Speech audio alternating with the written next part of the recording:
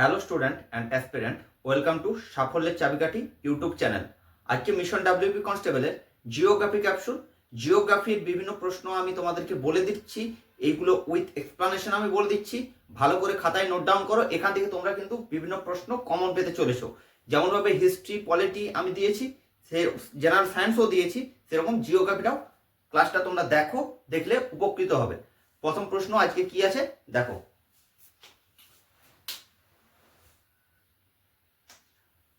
কোন রাজ্যে হীরাকুন্দ বাঁধ অবস্থিত? হীরাকুন্দ বাঁধ খুব একটা ইম্পর্টেন্ট বাঁধ, এখান থেকে প্রশ্ন আসবেই, পরীক্ষা আসবেই, এখান থেকে প্রশ্ন আসে এবং আসবে। হীরাকুন্দ বাঁধ জিজ্ঞেস করেছে তোমাকে কোন রাজ্যে অবস্থিত। কোন রাজ্যে অবস্থিত? না উড়িষ্যা। এখান থেকে আর যে প্রশ্নটা হয় যে হীরাকুন্দ বাঁধ কোন নদীর ওপর অবস্থিত? ঠিক আছে, কোন নদীর ওপর এই বাঁধটা তৈরি করা হয়েছে? সেটা হচ্ছে মহানদী। ক্লিয়ার? আর এখান থেকে যেটা মোস্ট ইম্পর্টেন্ট কোশ্চেন, সেটা হচ্ছে ভারতবর্ষের মধ্যে সবচেয়ে লংগেস্ট বা দীর্ঘতম বাঁধ কোনটি? দীর্ঘতম হচ্ছে এই হীরাকুন্দ বাঁধ, এটা হচ্ছে দীর্ঘতম। আর যদি বলে তোমাকে উচ্চতম, তাহলে তখন হতো তেহরি, যেটা ভাগীরথী নদীর উপর অবস্থিত, তেহরি। ক্লিয়ার? তেহরি লিখেছো, হীরাকুন্দ দীর্ঘতম লিখেছো, আর মহানদী আর ভাগীরথী। বুঝতে পারা গেছে? এইখান থেকে আর কি কি মানে প্রশ্ন হতে পারে সেটা বলে দিলাম।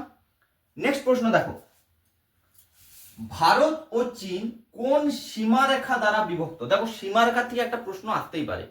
তাহলে ভারত এবং চীন কোন সীমারেখা দ্বারা বিভক্ত? নাম হচ্ছে ম্যাকমোহন লাইন।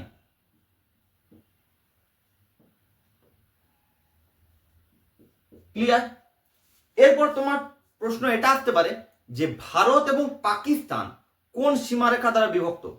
উত্তর কি হবে? Radcliffe line. এগুলো খাতায় নোট ডাউন করো, যেগুলো বলছি খাতায় নোট ডাউন করো। র্যাডক্লিফ লাইন দ্বারা ভারত এবং পাকিস্তানের সীমাকে ভাগ করা হয়েছে। ম্যাকমোহন লাইন দ্বারা ভারত এবং চায়না। ডুরান্ড লাইন হচ্ছে ভারত এবং আফগানিস্তান। আর এটা হচ্ছে 3 বিঘা করিডোর। কি বললাম? 3 বিঘা করিডোর। এটা হচ্ছে ভারত এবং বাংলাদেশ, এবং এটাই আমাদের সব থেকে লংগেস্ট বা লম্বা সীমারেখা, 3 বিঘা করিডোর। মনে থাকবে। নেক্সট প্রশ্ন দেখো, আয়তনের দিক দিয়ে ভারতের রাজ্যগুলির মধ্যে পশ্চিমবঙ্গের স্থান জানতে চেয়েছে। আয়তনের দিক দিয়ে, ঠিক আছে, কতটা বড়, সেই দিক দিয়ে পশ্চিমবঙ্গের স্থান মনে রাখবে, এটা লেখো 13তম। ঠিক আছে, এবার দেখো আয়তনের দিক দিয়ে সব থেকে বৃহত্তম রাজ্য কোনটি? সেটা হচ্ছে রাজস্থান। ঠিক আছে, তাহলে 1 নম্বর হচ্ছে রাজস্থান।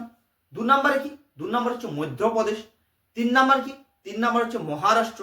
4 নম্বর উত্তরপ্রদেশ। এরকম করে আছে। রাজস্থানটা মনে রাখবে সবচেয়ে টপ, আর পশ্চিমবঙ্গের স্থান সেদিক থেকে হচ্ছে 13তম। ক্লিয়ার?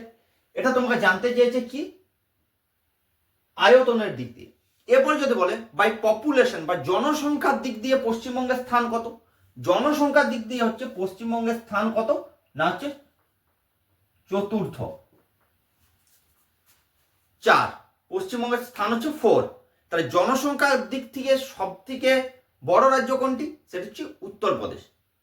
উত্তরপ্রদেশ হচ্ছে 1 নম্বরে, 2 নম্বরে মহারাষ্ট্র, 3 নম্বরে বিহার, 4 নম্বরে আমাদের পশ্চিমবঙ্গ। তার মানে দেখো আয়তনের দিক থেকে 13তম এবং জনসংখ্যার দিক দিয়ে 4র্থ। মনে থাকবে। নেক্সট প্রশ্ন দেখো, হায়দ্রাবাদ শহর কোন নদীর তীরে অবস্থিত? দেখো নদী তীরবর্তী শহর মানে কোন শহর কোন নদীর তীরে অবস্থিত, এখান থেকে একটা প্রশ্ন এসেছে। আপকামিং পরীক্ষা তো আসবে, হয়তো অন্য কোনো শহর তোমাকে জানতে চাইবে, এটাও জানতে চাইতে পারে। তাহলে হায়দ্রাবাদ শহর হচ্ছে মুসি নদীর তীরে অবস্থিত। কি বললাম? মুসি নদীর তীরে। আহমেদাবাদ কোন নদীর তীরে অবস্থিত? সবরমতী। অযোধ্যা কোন নদীর তীরে অবস্থিত? এগুলো প্রশ্ন এসেছে পরীক্ষায়, সরজু নদীর তীরে। আচ্ছা দিল্লি, আমাদের রাজধানী দিল্লি কোন নদীর তীরে অবস্থিত? না যমুনা নদীর তীরে অবস্থিত। আমাদের কলকাতা কোন নদীর তীরে অবস্থিত? না হুগলি নদীর তীরে অবস্থিত। গঙ্গা নদী নয়, হুগলি নদী। হুগলি ভালো দিতে, হুগলি। ঠিক আছে, হুগলিটা কারেক্ট অ্যান্সার হবে। দুর্গাপুর কোন নদীর তীরে অবস্থিত? দামোদর নদীর তীরে অবস্থিত। এইরকম নদী তীরবর্তী শহরগুলো তোমরা একটু দেখে যাবে পরীক্ষার আগে। ক্লিয়ার? বুঝতে পারা গেছে। নেক্সট দেখো, কেন্দ্রীয় ধান গবেষণাগার প্রতিষ্ঠান বা ধান গবেষণাগার কেন্দ্র কোথায় অবস্থিত? কোথায় অবস্থিত না কটক, উড়িষ্যার কটকে অবস্থিত ধান গবেষণাগার কেন্দ্র। খুব ইম্পর্টেন্ট, যতগুলো গবেষণাগার কেন্দ্র আছে তার মধ্যে ধান গবেষণাগার কেন্দ্র, আরেকটা হচ্ছে অরণ্য গবেষণাগার কেন্দ্র, অরণ্য বন। অরণ্য গবেষণাগার কেন্দ্র কোথায় অবস্থিত না দেরাদুনে। ঠিক আছে, অরণ্য গবেষণাগার কেন্দ্র হচ্ছে দেরাদুনে অবস্থিত, আর ধান গবেষণাগার কেন্দ্র হচ্ছে কটক অবস্থিত। এরপর তুমি গম, চা, কফি এগুলো দেখে যাবে, জাস্ট টাচ করে যাবে, কিন্তু এই দুটো ইম্পর্টেন্ট বলে আমি বারবার বলছি। ধান গবেষণাগার কেন্দ্র হচ্ছে কটক অবস্থিত, আর অরণ্য গবেষণাগার কেন্দ্র হচ্ছে দেরাদুনে অবস্থিত। মনে থাকবে দেরাদুন নামটা, খাতায় নোট ডাউন করেছো। নেক্সট প্রশ্ন কি আছে দেখো, ভারতের সর্বাপেক্ষা কফি উৎপাদনকারী রাজ্য, কফি কোথায় সব থেকে বেশি উৎপাদন করা হয়? সেটা উত্তর কি হবে? উত্তর হবে কর্ণাটক। ঠিক আছে, 1 নম্বরে কর্ণাটক, 2 নম্বরে কেরালা, 3 নম্বরে তামিলনাড়ু। দক্ষিণ ভারতের যে স্টেট গুলো, কর্ণাটকে সব থেকে বেশি কফি উৎপাদন হয়। এবার এই ধরনের একটা প্রশ্ন, সেটা হচ্ছে চা উৎপাদনে 1 নম্বরে কি আছে ভারতবর্ষের মধ্যে? সেটা হচ্ছে আসাম। আসাম চা উৎপাদনে প্রথম এবং কফি উৎপাদনে প্রথম হচ্ছে কর্ণাটক। তোমরা কমেন্টে জানাবে ধান উৎপাদনে প্রথম স্থান অধিকার কে করেছে, ভারতবর্ষের কোন রাজ্য। বুঝতে পেরেছ? এগুলো দেখে নেবে যে কোন কোন শস্য উৎপাদনে কোন কোন রাজ্য এগিয়ে আছে। নেক্সট দেখো, অলকানন্দা ও ভাগীরথী নদীর সঙ্গমস্থল হলো, ভেরি ভেরি ইম্পর্টেন্ট প্রশ্ন, বহুবার বহু পরীক্ষায় বহুবার এসেছে, স্টেটের পরীক্ষায়, সেন্ট্রাল পরীক্ষায় বহুবার এসেছে। অলকানন্দা এবং ভাগীরথীর সঙ্গমস্থলের নাম হচ্ছে দেবপ্রয়াগ। এবারে এখান থেকে আমি বলে রাখি, দেখো 5খানা মোট আমার প্রয়াগ আছে, মেন 5টা প্রয়াগ কিন্তু তোমাকে মনে রাখতে হবে। দেবপ্রয়াগটা বলে দিলাম, আর 4টে প্রয়াগ, একটার নাম হচ্ছে রুদ্রপ্রয়াগ, প্রয়াগ কথাটা লিখছি না, রুদ্রপ্রয়াগ।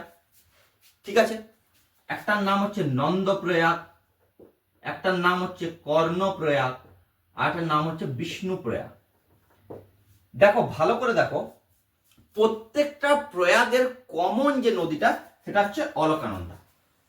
এটা কমন, মানে একটা নদী অলকানন্দা থাকবে, তার সঙ্গে বিভিন্ন নদীর যেখানে মিলিত হয়েছে ইম্পর্টেন্ট ইম্পর্টেন্ট রিভার, সেখানে একটা প্রয়াগের নাম হয়েছে।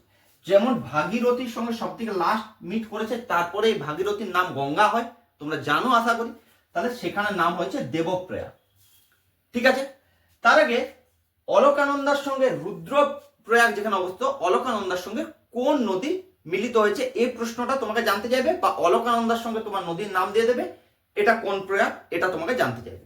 দেখো যেখানে রুদ্রপ্রয়াগ সেখানে হচ্ছে মন্দাকিনী,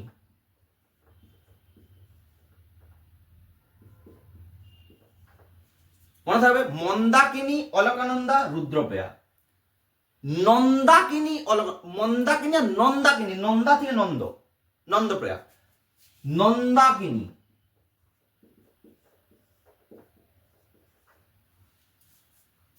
হয়েছে নন্দাকিনী, অলকানন্দ, অলকানন্দ কমন। এরপর কর্ণপ্রয়াগ, কর্ণপ্রয়াগ কি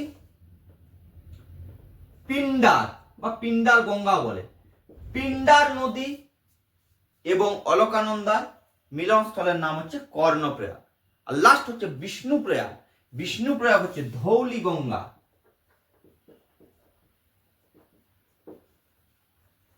আর অলকানন্দা এর সঙ্গম স্থলের নাম হচ্ছে বিষ্ণুপ্রয়াগ। 5টা প্রয়াগ মনে থাকবে, দেবপ্রয়াগ, রুদ্রপ্রয়াগ, নন্দপ্রয়াগ, কর্ণপ্রয়াগ, বিষ্ণুপ্রয়াগ, মন্দাকিনী, নন্দাকিনী, পিন্ডা, ধৌলি গঙ্গা, আর হচ্ছে ভাগীরথী। আর কমন যে নদীটা আরেকটা নদী সেটা হচ্ছে অলকানন্দা। এখান থেকে একটা প্রশ্ন কিন্তু আসবে, এটা খাতায় লিখে রাখো, খুব ইম্পর্টেন্ট প্রশ্ন কিন্তু, বলে দিলাম আমি 5টা প্রয়াগের নাম, পঞ্চপ্রয়াগ। এরপরে কি প্রশ্ন আছে দেখো, পৃথিবীর গভীরতম হ্রদ কোনটি? পৃথিবীর গভীরতম হ্রদ কি হবে উত্তর? উত্তর হবে বৈকাল হ্রদ। এবার দেখো প্রশ্ন এটা জানতে চাই, এগুলো কিন্তু প্রিভিয়াস ইয়ারে কোনো না কোনো পরীক্ষায় এসেছে, তোমাদের বিভিন্ন কনস্টেবলের পরীক্ষায়, হয় ডাব্লিউপিতে কিংবা কেপিতে কিংবা আবগারি কনস্টেবলে, কোনো না কোনো পরীক্ষায় এই প্রশ্নগুলো এসেছে, বা ফায়ার অপারেটর হতে পারে, বা ক্লার্কশিপ হতে পারে। ঠিক আছে, তাহলে প্রশ্নগুলো এসেছে, প্রশ্নটা এসেছে পৃথিবীর মধ্যে গভীরতম হ্রদ জানতে চেয়েছে। এবারে তোমার প্রশ্ন আসতে পারে পৃথিবীর মধ্যে বৃহত্তম হ্রদ কোনটি? বৃহত্তম হ্রদ কি হবে? উত্তর বৃহত্তম হলে ক্যাস্পিয়ান সাগর।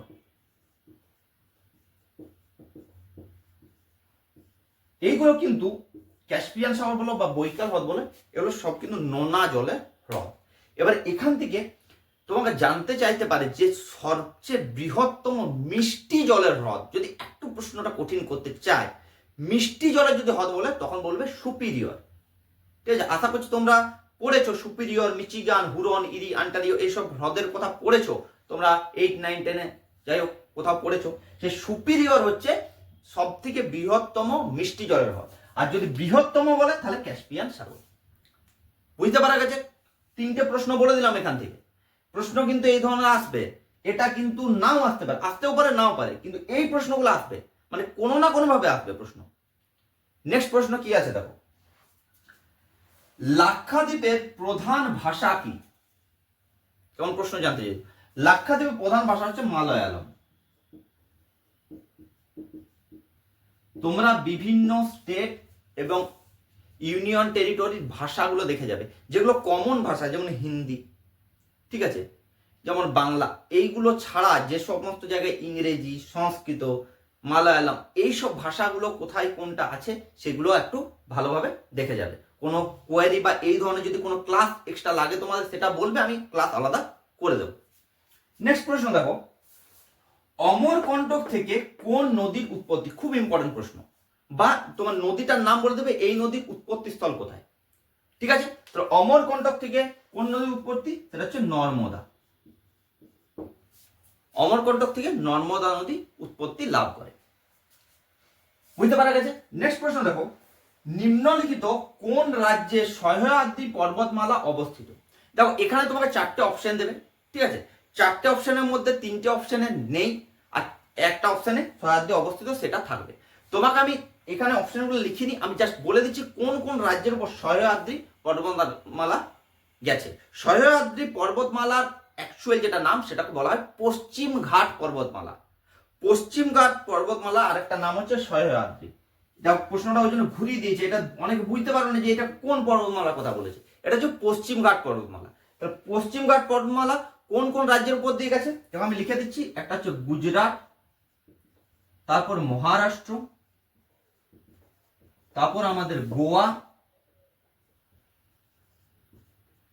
কর্ণাটক, কেরালা আর তামিলনাড়ু। আশা করছি ম্যাপটা তোমাদের মাথায় রিমাইন্ড হচ্ছে যে ম্যাপের কোন দিক? ঠিক পশ্চিম দিকে, গুজরাটের ঠিক নিচের দিকে। বুঝতে পারছো? এইরকম যে ভারতবর্ষের ম্যাপ, সে বাঁ দিকের গুজরাটের থেকে শুরু করে গুজরাট, মহারাষ্ট্র, গোয়া, কর্ণাটক, কেরালা, তামিলনাড়ু, এই জায়গাটা ক্লিয়ার? বুঝতে পারা গেছে? তোমরা পূর্বঘাট পর্বতমালা যেটাকে মলয়াদ্রি বলে, সেটা দেখে নেবে কোন কোন স্টেটের উপর দিয়ে গেছে। সেগুলো ডান দিকের স্টেটের উপর দিয়ে অবভিয়াসলি উড়িষ্যা, অন্ধ্রপ্রদেশ, তেলেঙ্গানা, এদিক হয়ে তামিলনাড়ু পর্যন্ত গেছে, দেখে নেবে এটা। আজকের ক্লাসের শেষ প্রশ্ন দেখো কি আছে, ভারতের ম্যানচেস্টার কাকে বলা হয়? দেখো এই প্রশ্নটা খুব সহজ প্রশ্ন, আশা করছি তোমরা প্রত্যেকেই পারবে। তাও প্রশ্নটা কেন লিখেছি আমি বলছি। ভারতের ম্যানচেস্টার বলা হয় আহমেদাবাদকে। এটা পরীক্ষা কিন্তু পড়েছে প্রশ্নটা। আমি লেখার উদ্দেশ্য এটাই, প্রশ্নটা এবারে এটা না এসে এটা আসবে যে দক্ষিণ ভারতের ম্যানচেস্টার কাকে বলা হয়? দক্ষিণ ভারতের ম্যানচেস্টার বলা হয় কোয়েম্বাটুরকে। কি বললাম? দক্ষিণ ভারতের ম্যানচেস্টার বলা হয় কোয়েম্বাটুরকে, আর ভারতের ম্যানচেস্টার হচ্ছে আহমেদাবাদ। দক্ষিণ ভারতের ম্যানচেস্টার কিন্তু খুব ইম্পর্টেন্ট, এটা তোমরা খাতায় নোট ডাউন করে নাও। তাহলে আজকের ক্লাস এই পর্যন্ত। জিওগ্রাফির যে কটা প্রশ্ন বললাম, এখান থেকে অনেকগুলো প্রশ্ন তৈরি হতে পারে, সেগুলো আমি বলে দিলাম। ক্লাস কেমন লাগলো তোমরা কমেন্টে জানাবে। ক্লাস ভালো লাগলে একটা লাইক দিয়ে দেবে। যারা এখনো চ্যানেলটা সাবস্ক্রাইব করনি, চটপট চ্যানেলটা সাবস্ক্রাইব করে দাও। আমার এই ক্লাসটা যারা দেখছো তারা তোমাদের বন্ধুদের মাঝে শেয়ার করে দাও।